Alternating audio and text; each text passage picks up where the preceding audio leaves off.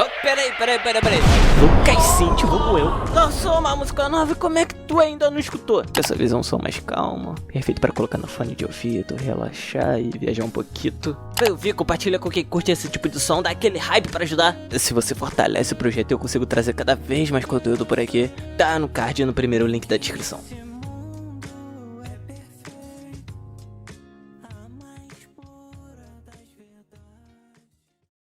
Em 1995, Michael Jackson já não estava mais tentando provar que era o maior artista do mundo. Ele estava tentando se manter de pé. A opinião das pessoas sobre ele já estava formada. As manchetes, muitas vezes, falavam muito mais alto do que a própria música. Cada atitude sua era analisada e julgada pelo público e pela imprensa. Depois das acusações de 93, sua imagem ficou muito abalada. E a pressão dos jornais e da mídia parecia nunca acabar. Para muita gente, Michael já era visto como um culpado antes mesmo de ter chance de se explicar. Foi nesse momento de muita pressão, solidão e desgaste emocional que ele entrou no estúdio e decidiu transformar tudo que ele estava sentindo em música. Assim nasceu History Past, Present and Future Book 1. Um álbum que não estava tentando pedir desculpas nem tentando agradar todo mundo. Ele não queria fazer um retorno fácil, fingir que nada tinha acontecido. Michael queria contar o seu lado da história, com músicas cheias de raiva, dor, revolta e sinceridade. History não parecia o trabalho de um astro pop tentando criar novos hits. Parecia a resposta de alguém que estava cansado de ser atacado e decidiu finalmente falar. Quando você entende o que o Michael estava vivendo naquela época, o álbum deixa de ser só uma coleção de músicas, passa a parecer quase um desabafo pessoal, uma janela para tudo que ele estava sentindo. Eu sou o Lucas Cinti, se inscreve no canal, deixa o like, hype o vídeo. Se você gosta do conteúdo aqui, vira membro, vai ajudar muito o canal. Ainda ganha direito a fazer parte do grupo do WhatsApp dos membros. Você pode falar diretamente comigo. Vira membro. Bora voltar pro vídeo. No começo dos anos 90, Michael Jackson viu tudo mudar de repente. Depois de anos sendo tratado como uma das maiores estrelas do planeta,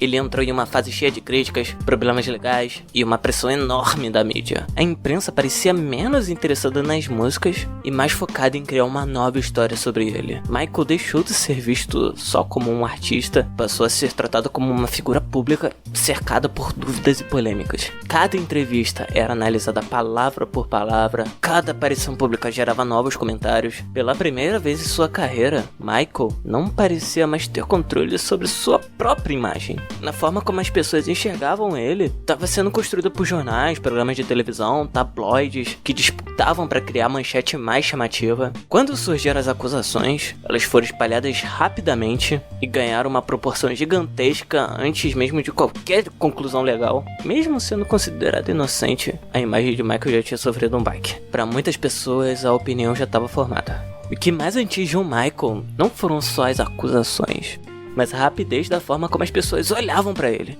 Fãs que antes defendiam seu trabalho começaram a se afastar em silêncio. Empresas, parceiros e instituições passaram a agir com mais cuidado. E a confiança que ele tinha construído durante décadas desapareceu de uma hora para outra. A história criada pela mídia se espalhou mais rápido do que os próprios fatos, e qualquer tentativa de explicar seu lado nunca parecia suficiente. Com o tempo, Michael começou a se afastar cada vez mais do público. Ele sabia que ficar em silêncio poderia gerar ainda mais desconfiança, mas também sentia que qualquer coisa que ele falasse poderia virar uma nova polêmica. Essa pressão estava presente em todos os momentos da sua vida nesse momento. Sua segurança aumentou, o medo de novas acusações cresceu, e até o estúdio, que sempre foi seu lugar de conforto e criatividade, começou a parecer um ambiente pesado. É nesse momento de dor, insegurança e desgaste emocional que as primeiras ideias de History começaram a aparecer. Em vez de tentar esconder o que ele estava sentindo, Michael decidiu colocar tudo pra fora através da música. A raiva, a tristeza e a sensação de estar sendo atacado não ficou só naquele período. Elas entraram nas letras, nas melodias e se tornaram parte da essência do álbum.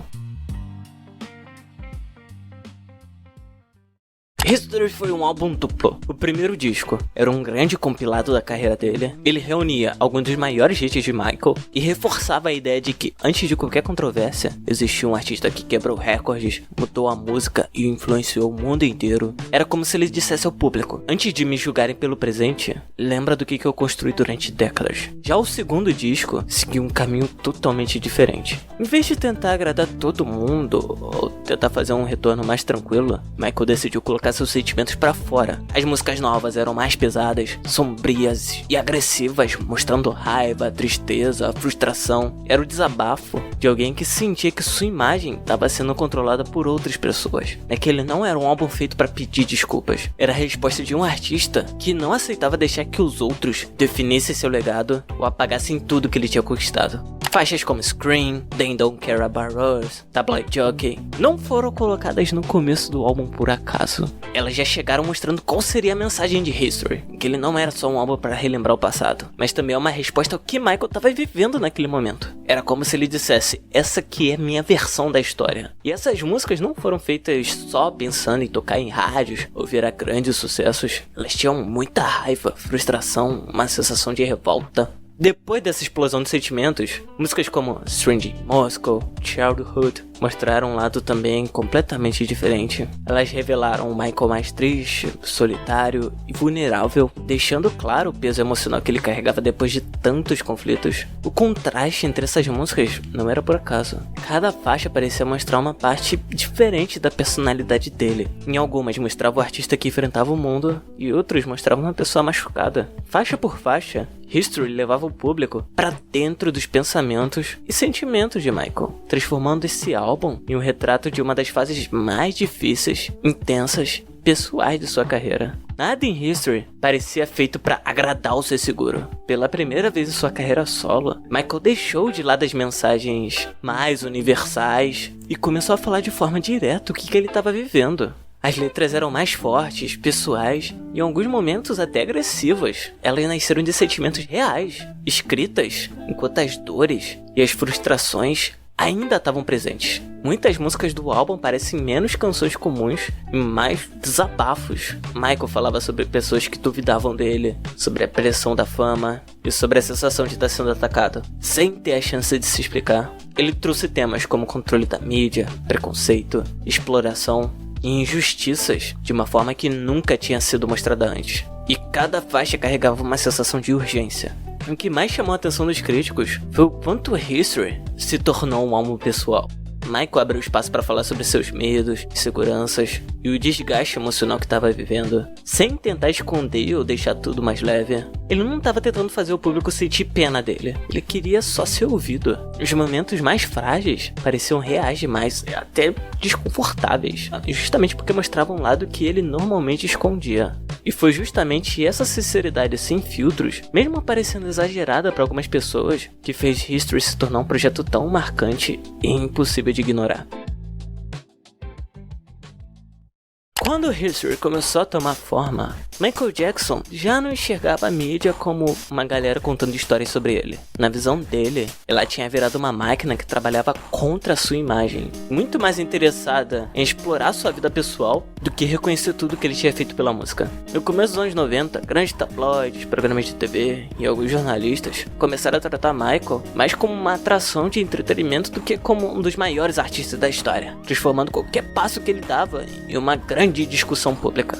A conversa deixou de ser sobre seus shows, suas músicas e o impacto que ele tinha causado na cultura pop, e passou a ficar preso em rumores, fofocas e manchetes exageradas. Quanto mais polêmica era a notícia, mais atenção ela recebia, criando uma situação onde o escândalo valia muito mais do que os fatos. Começaram a fuçar tudo na vida dele, sua aparência, seu jeito de viver e até os momentos em que ele ficava quieto. Muitas vezes pegavam rumores e tratavam como se fosse verdade, transformando qualquer detalhe em uma grande polêmica. Apresentadores faziam piadas com Michael, enquanto revistas e colunas de fofoca espalhavam histórias sem provas, sem pensar no estrago que aquilo poderia causar.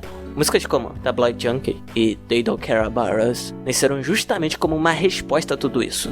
Nessas músicas, Michael criticava a imprensa por espalhar mentiras, agir com preconceito racial e usar o medo e o sensacionalismo para manipular a forma como as pessoas enxergavam a realidade. O que mais deixava Michael irritado era perceber que as correções quase nunca tinham o mesmo alcance que as acusações. Depois que uma história começava a circular, ela era repetida tantas vezes que muita gente acabava acreditando nela como se fosse verdade.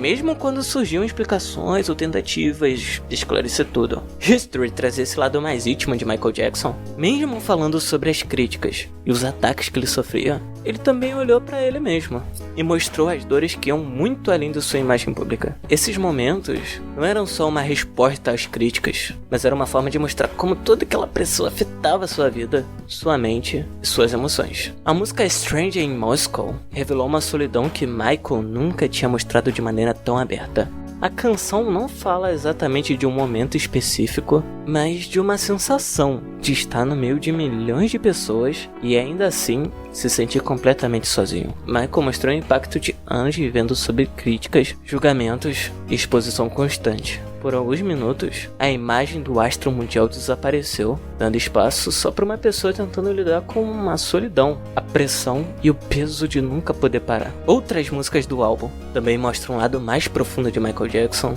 trazendo sentimentos como culpa, arrependimento e dúvidas sobre si mesmo. Elas deixam claro que a batalha dele não era só contra as críticas e problemas externos, mas também contra seus próprios pensamentos, medos e inseguranças. Em alguns momentos parece que Michael se perguntava se o seu silêncio acabou dando espaço para certas histórias crescerem, se a fama tinha virado uma prisão, e se algum dia ele conseguiria voltar a ter uma vida simples, longe de tanta pressão.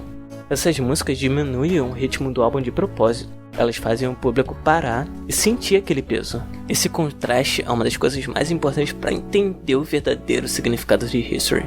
Sem essas partes mais pessoais, o álbum poderia parecer só uma resposta raivosa contra os críticos. Mas essas músicas mostram algo muito mais humano. Por trás da briga com a imprensa e das acusações que ele enfrentava, existia uma pessoa tentando entender sua própria dor, lidar com suas inseguranças e tentando encontrar forças para continuar, sem deixar que toda aquela pressão apagasse quem ele realmente era.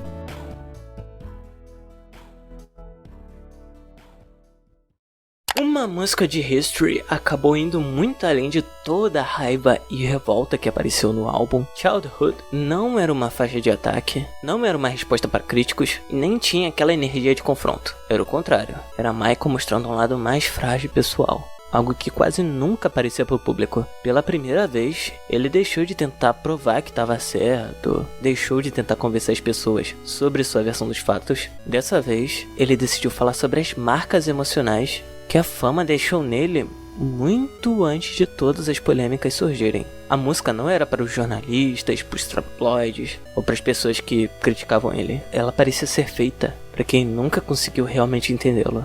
Para quem via apenas um astro gigante nos palcos e não a pessoa que existia por trás daquela imagem.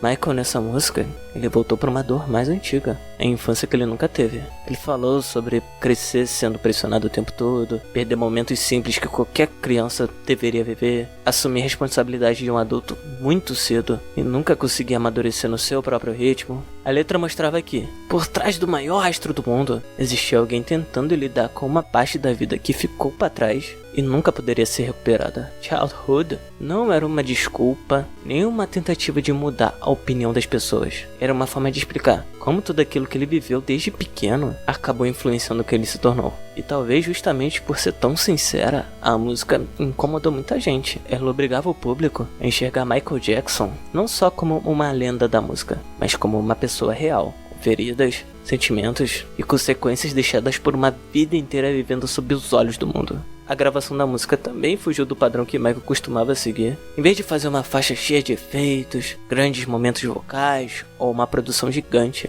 ele escolheu deixar o sentimento falar mais alto. A música era mais calma, com espaço para sua voz, pausas e toda a emoção. Diferente de outras músicas da carreira, onde Michael buscava controlar cada detalhe para chegar na performance perfeita, nessa ele deixou algumas imperfeições aparecerem, e isso fez a música parecer mais real, como se ele estivesse conversando diretamente com quem que estava ouvindo. A interpretação dele era mais suave, quase uma lembrança sendo contada em voz baixa. A orquestra presente na faixa não tá ali para transformar a música em algo exagerado, mas para criar uma sensação de nostalgia e tristeza, como uma memória distante de algo que ele nunca conseguia viver completamente. Cada detalhe da música tinha um propósito, mostrar um lado de Michael que normalmente ficava escondido atrás dos palcos, da fama e da imagem de superestrela. Foi uma das poucas vezes que ele deixou a vulnerabilidade comandar o processo criativo, colocando a emoção e a sinceridade acima daquela perfeição técnica que sempre marcou sua carreira. A reação dessa música foi bem dividida. Algumas pessoas ouviram Childhood e enxergaram tristeza, sinceridade e uma tentativa real de mostrar um lado da história de Michael que quase ninguém conhecia. Outras pessoas acharam que a música parecia uma forma de tentar despertar pena ou mexer com a emoção das pessoas, principalmente pelo momento complicado que ele estava vivendo. Conforme o álbum ia ficando pronto, Michael começou a ficar cada vez mais frustrado com a Sony Music Entertainment. O que antes parecia uma parceria de confiança e sucesso, começou a virar algo mais frio e comercial. Com todas as polêmicas envolvendo seu nome, ele sentia que a gravadora começou a enxergá-lo mais como um problema do que como o grande artista que ele era.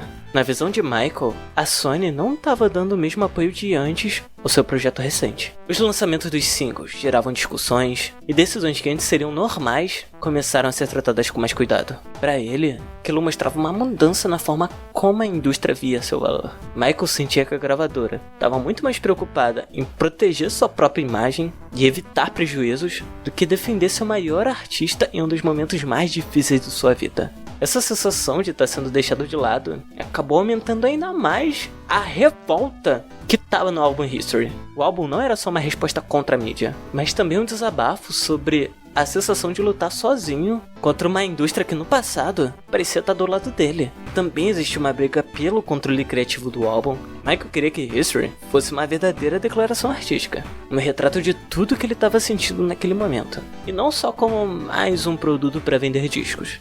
Para Michael, aquele álbum precisava contar sua história, principalmente em uma fase em que sua imagem estava sendo atacada e questionada o tempo todo. Um dos momentos que mostrou o choque entre os dois foi a discussão envolvendo a música Smile. Michael queria colocar a faixa em um momento mais emocional dentro do álbum. A música, que é uma faixa ligada ao Charlie Chaplin, que mostra um lado mais sensível e humano do Michael, funcionando em contraste com a raiva, frustração e confronto que está em outras músicas do History. A Sony teria questionado se a faixa combinava com a proposta do álbum e se teria força comercial. Para a gravadora, uma música tão delicada talvez não combinasse com o tom mais pesado e defensivo que Michael queria passar naquele momento. Para Michael, sua dúvida em relação à música teria um significado muito maior. Ele via Smile como uma mensagem de esperança e força, uma forma de mostrar que, mesmo depois de passar por momentos muito difíceis, ainda existia um lado sensível e humano dentro da sua arte.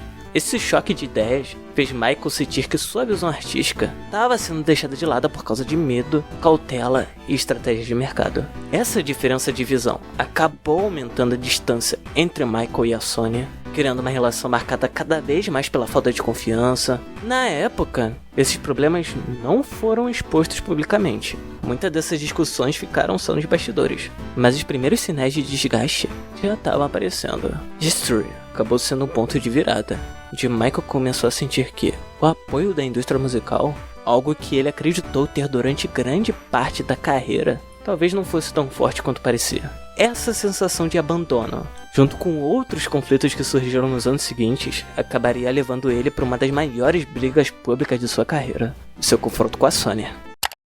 Para divulgar History, Michael aprovou uma das campanhas mais gigantescas e chamativas da sua carreira, e uma das mais marcantes da história do pop. Estátuas enormes de Michael foram colocadas em várias cidades da Europa e do mundo, ocupando ruas, praças e lugares famosos. Vestido com um uniforme de estilo militar e fazendo uma pose heróica, ele literalmente dominava a paisagem e era impossível de passar despercebido. A ideia não era ser algo simples ou discreto. A campanha queria causar impacto, criar um efeito de uau, que um anúncio comum jamais conseguiria. As estátuas apareceram em lugares como Praga, Londres e Paris, chamando muita atenção da mídia e dividindo opiniões entre fãs, críticos e público. Enquanto algumas pessoas achavam aquilo exagerado demais, outras viam aquilo como algo que combinava com o tamanho de Michael Jackson como artista. Para Michael, era uma maneira de lembrar as pessoas da sua história, da sua influência e de tudo que ele havia construído na música. Depois de anos, vendo seu nome ser ligado principalmente a polêmicas e manchetes negativas, Michael queria mostrar que sua carreira era muito maior do que qualquer controvérsia. Ele queria reforçar o impacto que sua música teve no mundo e o lugar que ela conquistou na cultura pop. As estátuas representavam muito mais do que uma simples divulgação. Elas passavam a ideia de que Michael continuava forte, de pé, mesmo depois de anos enfrentando críticas, polêmicas e uma enorme pressão da mídia. Era como uma resposta para quem achava que sua carreira ou que sua influência tinha diminuído. Quando History chegou ao público, a reação foi uma verdadeira divisão de opiniões. Muita gente não sabia como lidar com a raiva e o tom mais pesado do álbum. Alguns críticos acharam o projeto exagerado, muito longo, ou até uma tentativa de Michael se defender das críticas que vinha recebendo. Outros acabaram falando mais das polêmicas ao redor dele do que das próprias músicas, mesmo fazendo sucesso de vendas. O álbum deixou muita gente confusa, porque era bem diferente da imagem mais leve e divertida que o público estava acostumado a ver em Michael Jackson. Muitos esperavam outro disco cheio de música pop, de músicas dançantes, de grandes hits, mas encontraram algo mais sombrio, pessoal e cheio de mensagens fortes. Com o passar dos anos, essa visão sobre History tem que começar a mudar. Longe de toda a confusão que cercou o seu lançamento, as pessoas começaram a ouvir o álbum de uma nova forma. O que antes parecia ser só raiva ou reclamação, começou a ser visto como uma obra que falava de temas muito reais. Assuntos como manipulação da mídia, exposição exagerada, perseguição da imprensa e a perda de privacidade começaram a parecer cada vez mais atuais. A intensidade e a emoção que muitos criticaram no começo acabaram se tornando justamente uma das maiores forças do álbum. Hoje, History não é visto só como um álbum pop, mas como um verdadeiro retrato da mente de Michael Jackson. O disco mostra seus sentimentos, suas frustrações e as batalhas que ele enfrentava por dentro, revelando um lado muito mais humano de um dos maiores artistas da história. Ele não tenta esconder sua raiva, suas inseguranças ou seus momentos de fraqueza. Diferente dos trabalhos anteriores, onde muitas vezes passava a imagem de perfeição e controle, em History ele mostra suas feridas e deixa o público conhecer um lado mais vulnerável. Talvez esse não seja o álbum mais fácil de ouvir da carreira dele, principalmente pelo clima mais pesado e pelos temas difíceis que ele aborda, mas ao mesmo tempo é um dos projetos mais sinceros e pessoais que Michael já lançou.